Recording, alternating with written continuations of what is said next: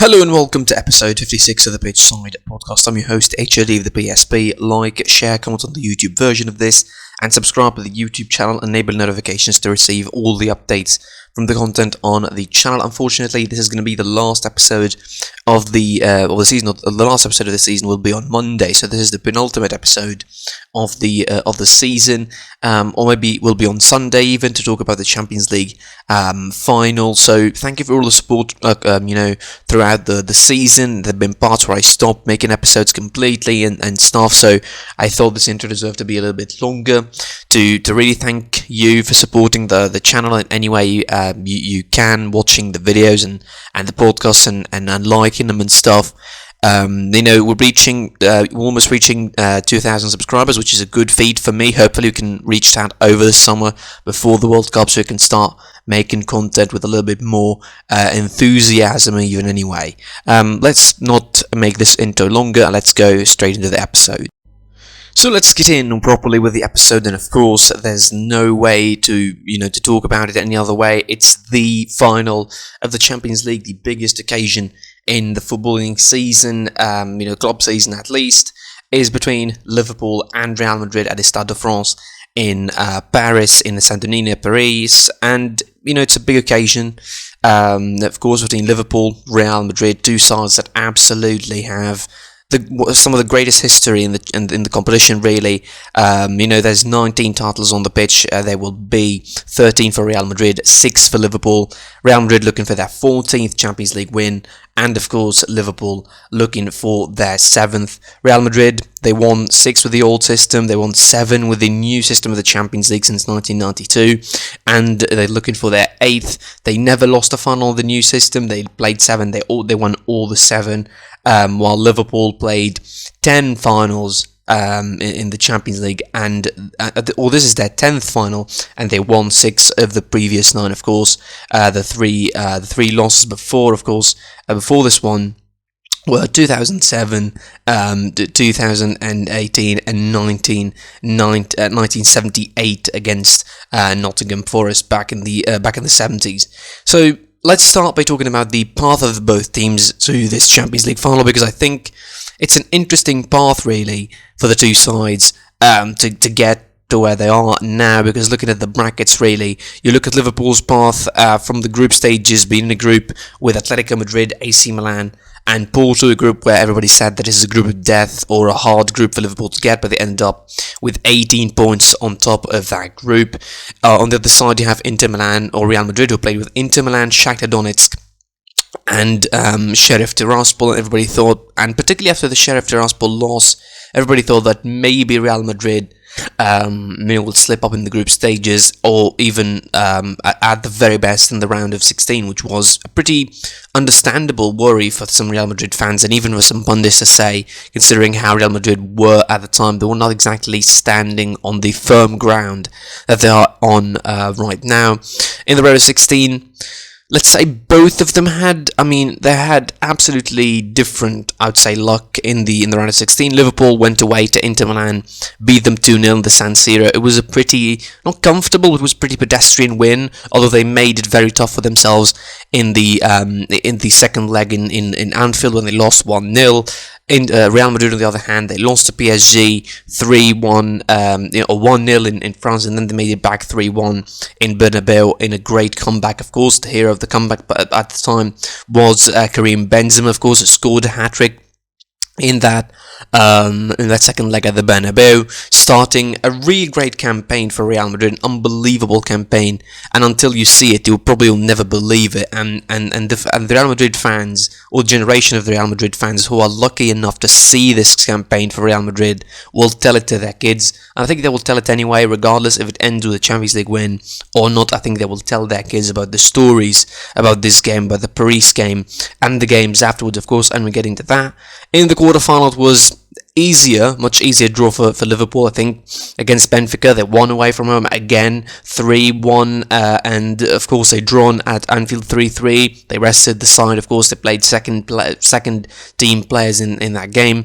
Real Madrid, on the other hand, they faced the champions Chelsea, and although they won away from home 3-1 at the Stamford Bridge in a game where They didn't look exactly, bad. It was probably their best away game of the season, I suppose. But they almost dropped the ball at the Bernabeu, losing 3-0 before Rodrigo scoring the goal against Chelsea that brought them back into the game. And then Benzema finished the job off in extra time, making it 3-2, a result that made Chelsea qualify, and Madrid qualify to the semi-final, where came the biggest drama really for Real Madrid. Liverpool, on the other hand, they got Villarreal, who eliminated Bayern Munich and Juventus in the Champions League, so it was quite a intriguing game.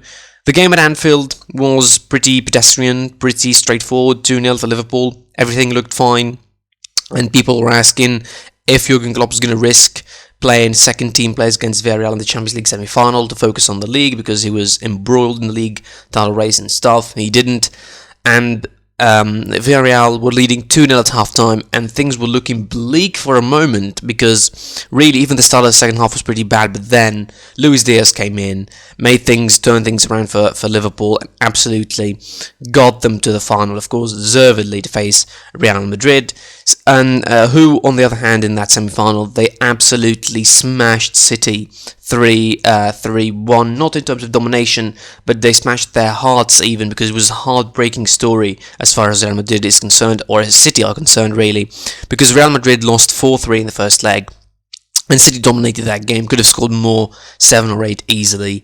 Then you have, of course, in the second leg, Karim Benzema coming up again with the goods, but this time it was Rodrigo who was the hero really, because he was the one who scored the first goal, the equaliser, and the second goal in the dying stages of the game, considering that he came on just 1 minute earlier. It was a crazy story, and Real Madrid absolutely made up for the bad game that they had until that moment in the Santiago Bernabeu. City were leading, everything looked fun until the last moment, but then Real Madrid, with the spirit of the champions really, they absolutely conquered City and beat them 3-1 overall to get to that final in Paris. So the road to the Champions League final, I think we could not really debate it that much. Real Madrid's road was much harder, of course. There was the English champions, the European champions, French champions, one of the favourites, the strongest squad even in the competition on a theoretical level, and they beat all of those three with comebacks, not with any kind of result. They beat them with comebacks, they beat them with great stories from Benzema, from Rodrigo. I think Rodrigo is going to be the unsung hero of this campaign if Real Madrid wins the Champions League, because people will think about Benzema, top scorer at the moment of the Champions League, 13 goals and counting, but also you have to think of Rodrigo as a player who is a clutch player for his young age. He comes in at the right moments. He scores against Chelsea, he brings you back in the game. He scores against City, he brings you back in the game. And also other moments in the campaign, like he was the one who gave them the first victory in the group stages against Inter Milan in the last minute of the game as well. So he's a player that's going to be credited very, very much with a lot of good moments for Real Madrid in the Champions League this season. A player that I think deserves to be a starter on the right-hand side. How Carlo Ancelotti didn't see the light yet, but it's really a debate deserves to be had really, whether Rodrigo should start on the right-hand side or not. Which leads us, of course, to the tactics and the tactical side of it, because realistically speaking, these two sides are absolutely different, I would say, in their approaches to the game. We know that Jurgen Klopp is not going to be changing his style. He's going to be, doing the gegenpressing, high press up the pitch, counter pressing, playing rock and roll football, the heavy metal football he calls it, and the high pressing, trying to take the ball as early as possible. Counter-attacking, playing over the wings, overloading the flanks, in particular with the right back and the full back. Trent Alexander-Arnold and Robertson, of course, is going to be absolutely important, those two, for a Liverpool system, of course. The biggest issue, I think, in terms of squad for Liverpool is the absence of Thiago. There's going to be no Origi, although I don't think he's going to be really a starter in the final. But again, as a fringe player, he's a really useful one. He's leaving, of course, to AC Milan at the end of the campaign. Thiago, though, is an absolute loss, I think, if he doesn't play the final. At the moment, he's very unlikely to play. We don't know about the late fitness test and stuff.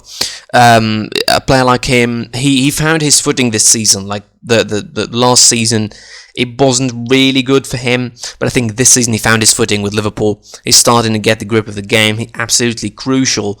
Profile like his is missing in Liverpool's midfield. They have very work-like, midfielders. They have runners, but I don't think they exactly have the kind of tempo setters like Thiago. I said it a lot about City and Liverpool, for example. City have loads of players that can do the same job in a way, or can do the same profile. But I think in Liverpool, only Thiago could fill the profile that he fills in terms of trying to set the tempo, transitioning, carrying the ball and moving it around from right to left smoothly. And I mean, because sometimes Liverpool's transition could be a little bit sloppy from back to front, but Thiago is the one that makes sure that everything is smooth. So that's why I think his profile is absolutely crucial for Liverpool. And if he's not playing at all, in the game, it's going to be a real bad loss for Liverpool. Aside from that, their squad is pretty full. Fabinho is fine and good to go. Virgil van Dijk is good to go. And, I think everybody knows by now the lineup that Liverpool are going to be playing with. It will be, Alisson in the goalkeeping position. It will be Van Dijk and Matip, Arnold and Robinson. In the midfield, probably without Thiago, potentially could go for Naby Keita because it's been more useful than, for example, like Sir Harvey Elliott or Curtis Jones, who have been fringe players for most of the season. Harvey Elliott has been injured for long parts of it as well. So you look at Fabinho, Henderson and Naby Keita, probably the best choice that Jurgen Klopp should use. Obviously, I don't think he should use Milner at all. Even parts of me say they shouldn't be using Henderson, but because he's the captain, you can't really say that he's going to be starting probably for his experience. So I think Fabinho, Henderson, Keita is probably the best midfield that could start for Liverpool. In the attack, though, they have fine options, I think, although the best at the moment seems to be Salah, Mane as a centre forward, and Diaz starts on the left-hand side. And it's going to be a real battle between Diaz and all that right-hand side of Real Madrid, and that, of course, moves us to Real Madrid and their tactics. Real Madrid, just to say, they haven't been really great this season. Like, Benzema on his own has been legendary, like 15 goals in the Champions League, has a chance to break Cristiano's record of 17 in 2013-14 in the final if he scores a hat-trick, or if equals it with a brace and overtakes it with a hat-trick, which is going to be real great achievement. Also, you have Luka Modric being great on his own. You have someone like Valverde being an unsung hero. Camavinga, not starter, but whenever comes in, he gives gives you difference. He adds a lot to that midfield. Then you have Rodrigo, of course. But as a collective, they don't really click for some reason. You don't feel that there is a style that relies on the collectivity of the side, because there's too many flaws, I think, in Real Madrid, in particular in defence. As good as Alaba has been, as Mendy has been, the right-hand side of the defence is not exactly that great. So look at Militao, it hasn't been his best seasons, really, in the Champions League. He gave away a couple of, silly goals against City, against Chelsea. Then you have, of course, Dani Carvajal, who's not exactly at his best form defensively. Mbappe absolutely terrorised him, and you'd expect the same thing to happen for him against Mane or against Diaz, whoever plays on that left-hand side of Liverpool's attack. The midfield, as good as it can be when controlling the ball, and I insist on saying that, when controlling the ball, they could be really good. But I think when they don't have the ball, that midfield really struggles to cover. Modric, 37 years of age, you can say whatever you want about him, he's legendary, but I think when push comes to shove, and let's be real, he will not track back 90 minutes against the Liverpool side with the high pressing that they have. Again, it will depend a lot on who Liverpool play in that midfield, but again, Real Madrid midfield, when pressed, I think makes a lot of mistakes, even Casemiro. Kroos, I feel like he shouldn't be even starting the final. Like, if we're going to be real and fair, Kroos shouldn't be starting the final, but we all know that Ancelotti now has Kroos, Casemiro and Modric. That's the trio that's going to be starting. And he's not going to change his mind about it at all. He will stick with that midfield three. Up front, I think he should come to realize that Rodrigo is important for him, and he's the only one who can do the good job of tracking back defensively to support Carvajal on the right hand side, and also he is a really good man to capitalize on the spaces that you will find behind the fullbacks. On the other side, you have someone like Vinicius, on the left hand side, who should be a big threat for Alexander-Arnold. So it will be a great point to see whether Jurgen Klopp is going to tell Alexander-Arnold to stay a little bit deeper to try and counter Vinicius's pace and not allow him enough space on the ball as well. We'll see how the midfield will function, if Henderson as well is going to be as deeper than usual, because we see him marauding forward trying to support the attack. Will we see him deeper trying to support Alexander-Arnold in defending Vinicius or not? Will we see a doubling up situation on him, 2-on-1? Because probably that's the best bet you can have against someone like Vinicius, who in the 1-on-1 situation very likely to move past you and very likely to erase you in the 1-on-1 situation and go through you. So really there's a lot of pieces moving here and there. Again, the spaces behind the fullbacks for Liverpool, and in my opinion, the biggest flaw for Real Madrid is the tiredness of their midfield and their defense once they are pressed high and consistently. So I think if Liverpool have a 20-minute, 30-minute peak in the game, they need to capitalize on it really, really well and score 2 or 3 goals if they want to finish this game, or really if they want to give themselves any chance of winning the final with as less nerves as possible. Because if Real Madrid get a grip in the game and a way to come back, they're gonna pound it and they're gonna use it, and this campaign has been a first-hand testament of that happening. Of course, Real Madrid will try and play the game to their own pace, of course, play it slowly, try to force Liverpool to be passive with the ball. It happened against Villarreal for Liverpool. They lost the ball a lot. They played one of the worst halves of the season for them ever. But I think they're not going to be that bad against Real Madrid, because Real Madrid not really going to sit that deep. I don't expect Vinicius to be, sticking to Ferland Mendy on the left-hand side, or Rodrigo to be sticking to Carvajal on the right-hand side and like playing as a double fullback. I don't think that will happen, but I think Real Madrid will try to hold the game to a pause, control the ball, let Modric and Kroos do their thing, and try to capitalize on the spaces that it will find on counter-attacks or normal attacks, because Liverpool sometimes get stretched out in more often than not. Obviously, Fabinho is going to have a big battle with his fellow Brazilian Casemiro in the midfield. That is going to be interesting to watch. And obviously, the battles on the flanks, Salah, Diaz or Mane, and then you have Vinicius and Rodrigo. And of course, the big threat for Real Madrid is Benzema. How the Liverpool defense is going to be dealing with him, we don't know. Is it going to be marked individually by Van Dijk, for example, or it will be a shared job between Matip and Van Dijk?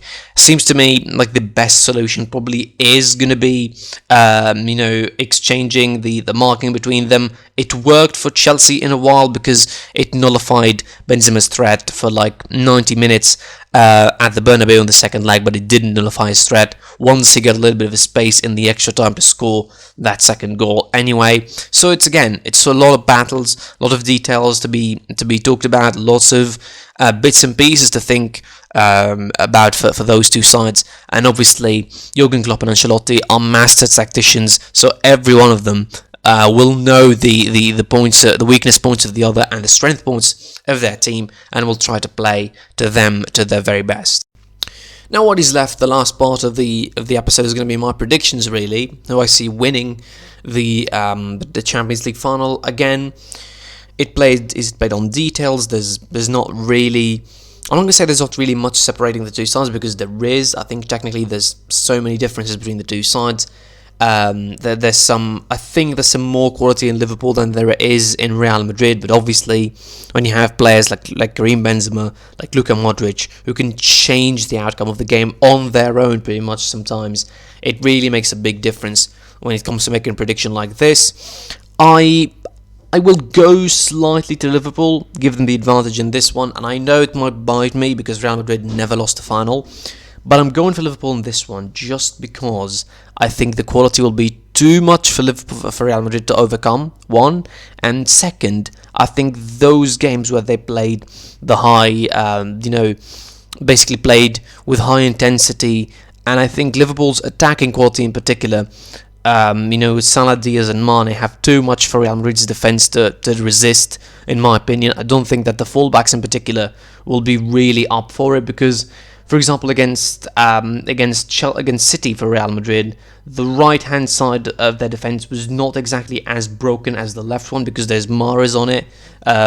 For City, as on the left-hand side was Grealish or Bernardo Silva, who are not exactly natural. I mean, Grealish is a natural winger, but Bernardo Silva was not, and there wasn't really much of a threat. But for Liverpool, both wings are a threat and will definitely try to work and terrorise those flanks and not allow the fullbacks to go forward. Even if they went forward, they will try and take advantage of the spaces behind them. Of course, for Real Madrid, again, the difference maker is going to be Benzema, Modric, and Vinicius. These three, of course, and there will be again some unsung heroes. Again, Rodrigo might start, Camavinga, in my opinion, should start, but we all know he can't.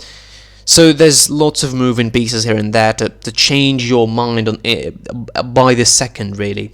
But I'm going to stick with Liverpool. I think Liverpool should win this one. They should have enough in the tank to focus on this game and win the Champions League for the 7th time. I didn't think they have the toughest of draws, so I think generally they have been fresher than Real Madrid, who had to play 3 intense knockout games before this one. So in my opinion, Liverpool to win, and by a 3-1 scoreline, so it's going to be quite poetic, really, to see Real Madrid beating Liverpool 3-1 after what happened in Kiev in 2018. Salah wants revenge. Benzema belittled these things. Is the Mbappe situation going to affect the players mentally? I don't think it will, really, but it's just a beacon out there that I'm throwing. Again, Liverpool have too much quality, in my opinion, to overcome Real Madrid, and they will take home the 7th Champions League for their history. Klopp is going to be winning his 2nd on his 5th European final, which is going to be a great number for him anyway. So these are my predictions. Thanks for watching, listening. I was your boy, the HOD of the PSP. Like, share, comment on the YouTube version, subscribe to the YouTube channel, enable notifications to receive all the updates, and of course, follow us on social media and listen on Spotify, Google Podcast, or any other platform. This is the penultimate episode. The last episode of the season is going to be on Sunday to review the Champions League final and, of course, saying the thank yous that are needed for the season before we go on a little bit of a break before we return late in July, probably in August, to start the new season. Obviously, it's going to be a new exciting season leading to the World Cup in November. Thank you for watching, take care, and goodbye.